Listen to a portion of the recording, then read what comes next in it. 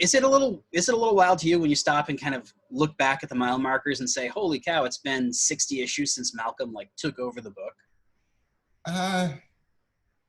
You know, it's so weird how you I'm really just take it a page at a time. Mm-hmm. And that's kind of how I've had to do it in order to maintain my sanity, is to not think of, well, and then 10 years you're going to do this, and in 20 years you're going to do that. You know, I just kind of come at it like, you know, I just get to get through this page. If I get through this page, I'll be fine. Everything will be right in the world. And you just do that day after day after day, and eventually you look at it and go, oh, okay, well, this is starting to stack up a bit. That's cool. But it never really feels like it's been 28 years. Because 28 years just seems staggering. And if I was starting out this thing going, I got to plan out 28 years, it would be like, are you out of your mind? That's crazy. You're not going to have any idea what goes on. At the same time, there are a bunch of things that I can point to and go, hey, look at that. There's Mark and Peter Johnson as superheroes in Graphic Fantasy #2, which I just reprinted in Savage Dragon #250, and we didn't see those two characters in costume until issue 248. Yeah. So there's some planning for it, you know? Yeah. Like, we're eventually going to get to those guys being superheroes, and here's where they first appeared that way. And I remember when Invasion happened, like, that cover hits, and anybody who's been reading for long enough is like, holy fuck, that's actually a thing that's happening. Because you have all, even though you plan and you let the story take you, and it's like, no, but every now and again we'll hit something that, like, 20 years ago you said, oh yeah, and when Dragon dies, there's going to be a bunch of leggy supermodels. Yeah. So there does end up being a little bit of that payoff. It's can be infuriating in some points where, like, I did that flash forward in issue 28 with Malcolm in a spacesuit or whatever, and it was like that thing hung over me for forever. Where it's like, all right, eventually you got to work that into the story, and it's like, by the time that even appeared, the way I was drawing Malcolm was really different from the way he had appeared in that one flashback a million years ago. Yeah. So it's like, all right, how do I reconcile these two things? They're not quite seamless, but you do what you can. I think you're better than most at those little at the little tricks to figure that stuff out. Like when we had Michael and you gave Malcolm the mustache so that you could hide the fact that you had two characters that look just like Malcolm in the book, and still have the covers you wanted for solicitations. Yeah, well, there's a lot of craziness that goes on there. It's like, I got to do this and this, and I'm still not really figured it out all out.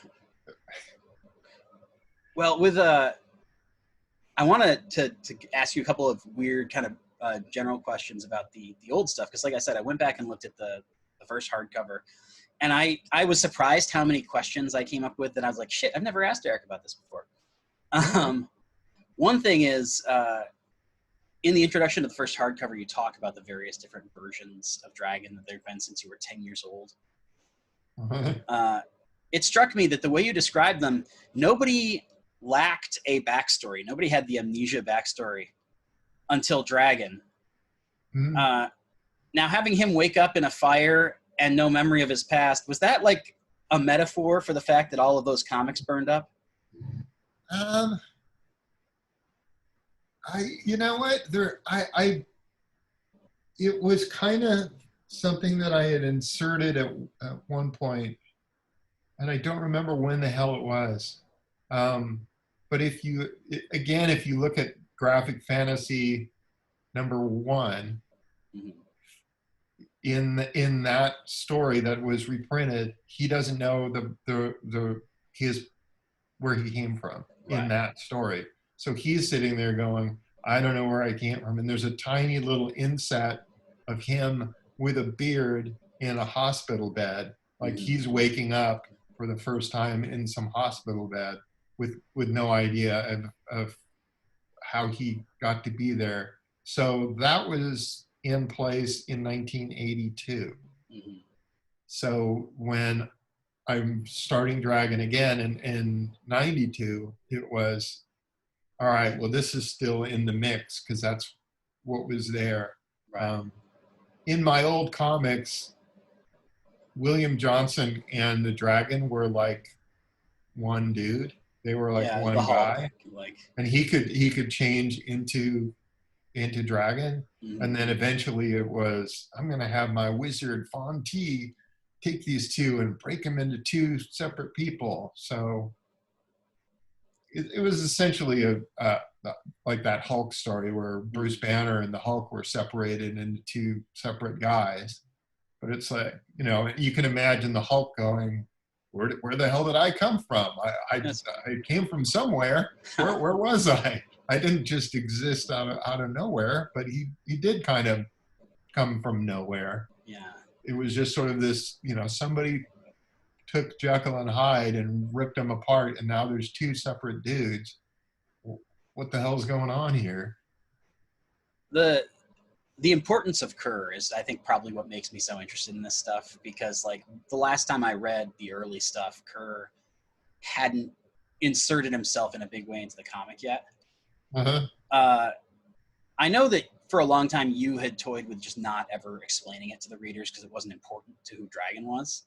Yeah, Uh, that was before, that was the plan. yeah, But it came about that we did this 10th anniversary book, and everybody was going to be coming back and doing their original characters, and it was like, well, I haven't left.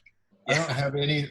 And also, I I knew those guys, and I knew that, okay, deadlines could be a problem if I'm introducing a new character in this thing.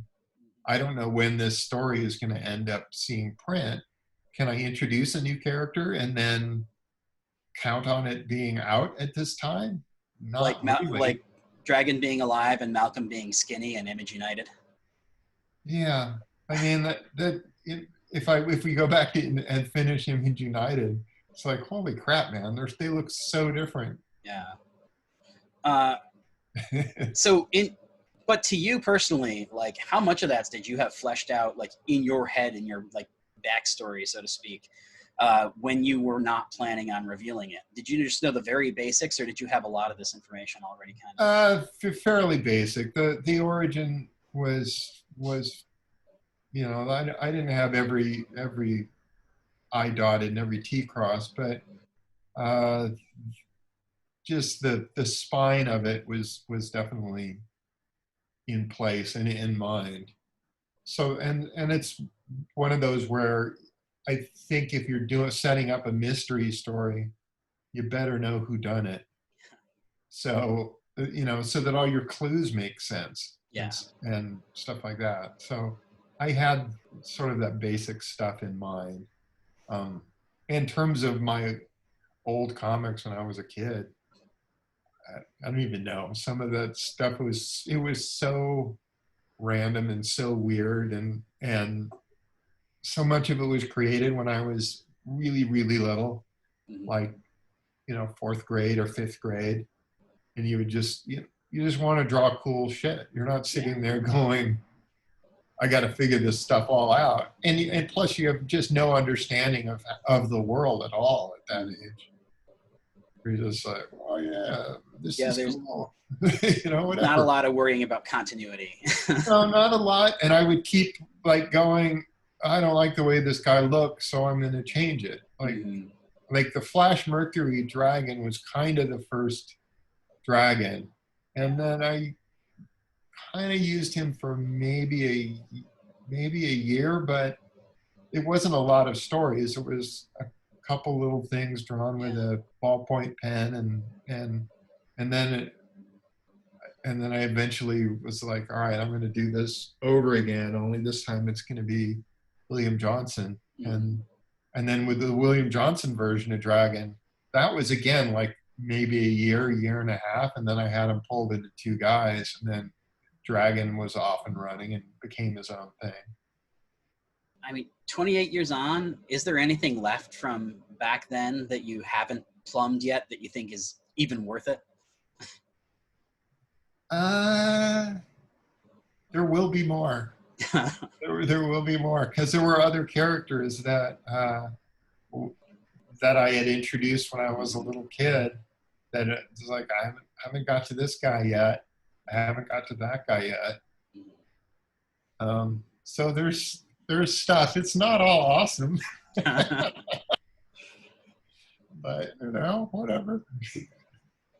It's I mean, there's stuff that I'm just like, I'm never gonna touch this just because it's straight up stupid. right. You know, there's a lot of that because there are various periods where I just wanted to have as many toys as I could have. Yeah. So I was like just going through encyclopedias and going, okay, this guy could be a character and that guy could be a character, just picking words and animals and prehistoric this and whatever and turning him into superhumans. My old comics had almost no villains of note. Yeah. And it was just tons and tons of superheroes running around. So Ralph Johnson was my Lex Luthor and all those. He kept coming back again and again, and as was the Bronze Man, who was sort of my, I don't know, Doctor Doom type, I guess. Well, like looking back at the old days, I think you described him as like the proto version of Overlord in some ways, but there's really not a lot of connective tissue there. It's just that they were both the big bad at the time. Yeah. They were both the big bad guys. So, all right. Now, this is obviously the last 50 issues. Ever since 200, the narrative. I think that the narrative outside of the book, around this book, has changed because as somebody who's been reading the book for a long time, talking to you for a long time, the people who weren't readers, every now and again you'd say, oh yeah, I'm a big fan of Savage Dragon. They'd be like, oh, that's still around? Now everybody knows it's around. They're just like, the next question is like, when did that become a porn book? I think if you actually read the book, or if you came to the book and you were like, oh man, I hear it's a porn book now, this is gonna be awesome, and you actually read it, you'd be like, this is the worst porn book I've ever seen in my life. It's not remotely sexy. The sex, when it does appear, it's super infrequent. It's often just kind of ugly and messy, and it's over with in like, you know, half a page. Yeah.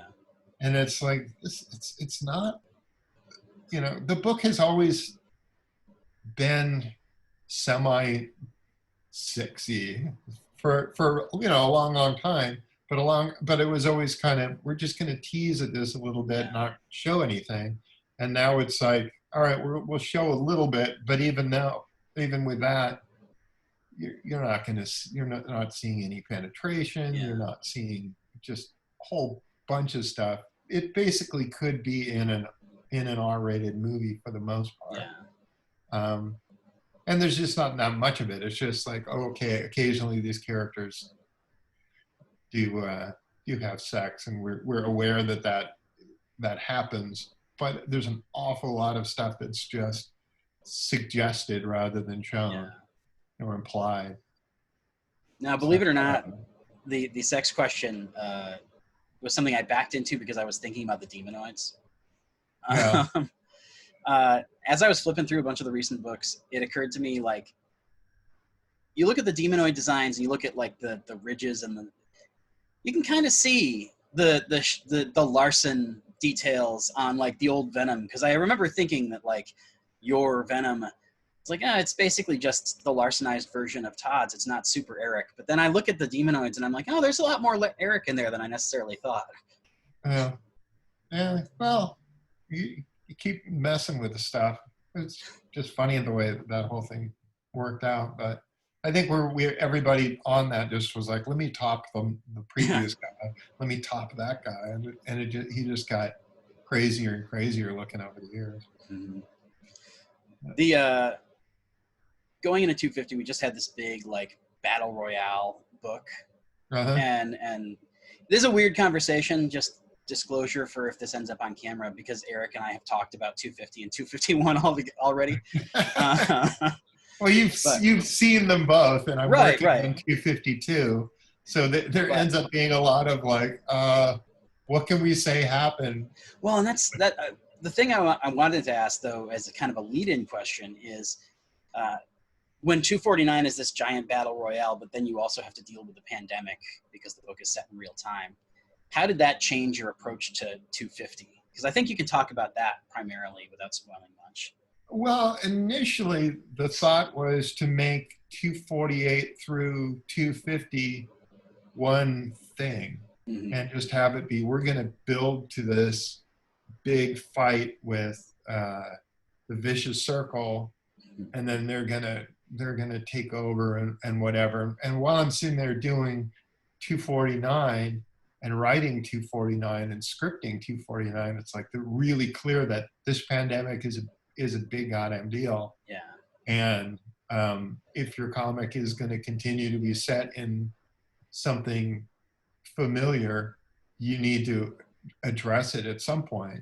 Mm-hmm. So I started in that issue, I put in some dialogue that addresses it. Yeah. But at the time when I was drawing it, it hadn't really been like obvious this is what's going on. So while the dialogue is sitting there going, hey, you guys aren't concerned about this COVID? Nobody's got masks on particularly. Right. And then by the time I was getting towards the end of it, I was like, I better just wrap this here and have people sheltering in place. And a lot of it is just, I do think a lot on the fly.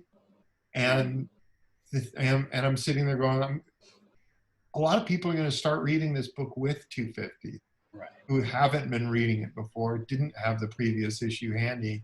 So to start it off in the middle of a battle and just have it be, hey, here's 22 pages of people kicking each other around, and then the cavalry comes in to save the day. It's like, man, this is going to be a super weird, unsatisfying read to deal with. Let me step back from that. Let's take 249, wrap it up, and then have 250 be a little more self-contained than that, and then set things up for where things are going beyond in that. Is there an element in that of you having to constantly top yourself every time you do one of these 100-page issues? Because I do feel like ever since 150, every 25 issues, it's like some gigantic thing happens, and it's really hard to go into 250 and top being like, no, we killed Dragon. Well, I don't know that I topped it, but it's fun to do. There are fun stories to try and do. I don't know. I try not to think about, is this bigger, better, faster, stronger than the previous one. The last time I did an anniversary issue, my part of it was really long. I did a 40-page issue for 225, and mostly that was, I have this chunk of story that I want to tell, and I need to get to this point, so I'm just going to let this unfold as it unfolds and stop at however many pages it ends up being. Right. And if that bumps a backup story into the next issue, so be it. And then it just ended up expanding until it was 40 pages. Like, holy crap, man. And then you just have backup stories for the next 20 issues. Yeah, and then I've got stuff. And I usually do try to get more backup stories in motion than I've got room for. Yeah. So there was a little of that craziness here where I had a backup story that was going to be in 250, and it ended up that I didn't have room for it, but it was a longer story. So then 249 was a little bit short. I ended up cutting my story a couple pages, to be able to make room for this backup story. Yeah. Because it was like, there's no other way to do this. So I'm going to make this issue a couple pages short. I'll make the next issue a couple pages long so that it still fits in a trade. Right. And we're good to go. And that's the kind of thing I do feel like you have a lot more flexibility than most folks. Yeah. Not just because you're Absolutely. creator owned, but also because you write, draw, ink, and whatever else you want to do in any given month. It's like, no, you can just make that decision on the fly. Yeah. And I can. And it's like, I'm drawing issues now, and there's all the Black Lives Matter stuff going on. Yeah. And it's like, I can respond to that. I can have there be things where I'm addressing that just as I'm mid-issue, suddenly it's like, hey, page 6 and 7, let's actually tackle that a little bit and touch on that. You probably have seen the tweet, but I actually, in the same way that you say, like, it's kind of weird when people think it's suddenly a porn book because it shows they don't really read the book. Yeah. I feel like that's the reaction I get whenever people bitch about the politics becoming more a part of the book. Because not only have they been there on some level, but like, again, when I was looking back at that first hardcover, he beats the shit out of that one guy, the dirty cop, in issue 1 or 2 of the miniseries, and gives him a talking to about being a racist dirtbag. Yeah. That was actually added to it was originally, we were going to do a benefit book, which fell completely apart. That was called Operation Urban Storm, I believe. Oh, yeah. And that didn't end up coming together for a variety of reasons, mostly people not showing up for the dance. Mm-hmm. And so I had this 4-page sequence, and I put that in the first trade paperback. So that's where that first appeared. And yeah, I mean, if you read it as 4 pages, it's like, this is super heavy handed. And it's like, there is no subtlety at all. You got to get in and out of this thing like immediately. But yeah, it's touched on politics. In the very first issue, George Bush was mentioned as president. I've had all successive presidents have shown up in the book at some point. And it was just like, this is part of the world. Let's tie this into specific periods of time as often as I can, just so that you can have that mile marker of just going, oh, this takes place on this day. They're waiting in line to see, Avengers Endgame, or they're going to see this movie, or there's that event that really makes it like, oh, this is a real thing. This is actually happening.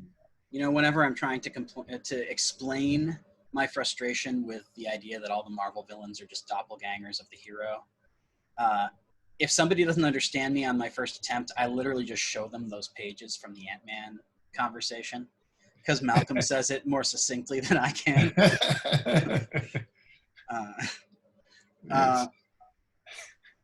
Now, I should probably let you go. I'll ask this one last thing, which is like, looking past 250, it feels a little bit like the book is going to settle into, not, there's never a status quo in Savage Dragon, but it does kind of feel like the book's going to feel a little bit more like it used to, in the sense that we've got all these villains that are familiar faces who are now in Toronto. Is that fair, or are we going to see, like, because I wouldn't put it past you to have like 254 be like, nope, they all died. It's fair to say that it'll be that for at least a little bit.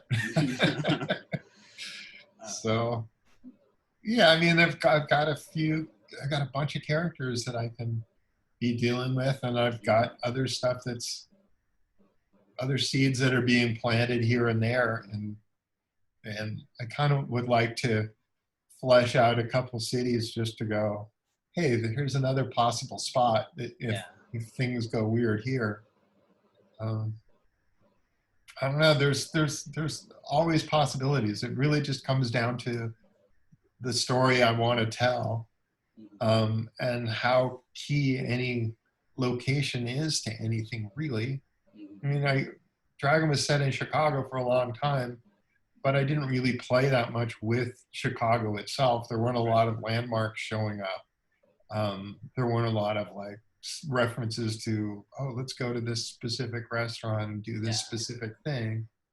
There's quite a bit more of that in Toronto now that I've got it, Yeah. the book set there. Uh, Yeah, I I don't think know, I man. was. I kind of like having it where I'm making it up on the fly with some markers that I'm working towards. Mm, I like having that and being able to be flexible in that way. yeah. That's fun to me. All right. Well, thanks so much, Eric. It's always a pleasure. All right, Uh, uh, it's good seeing you again. yeah. Right. Seeing humans. That's Yes, always a thing. totally.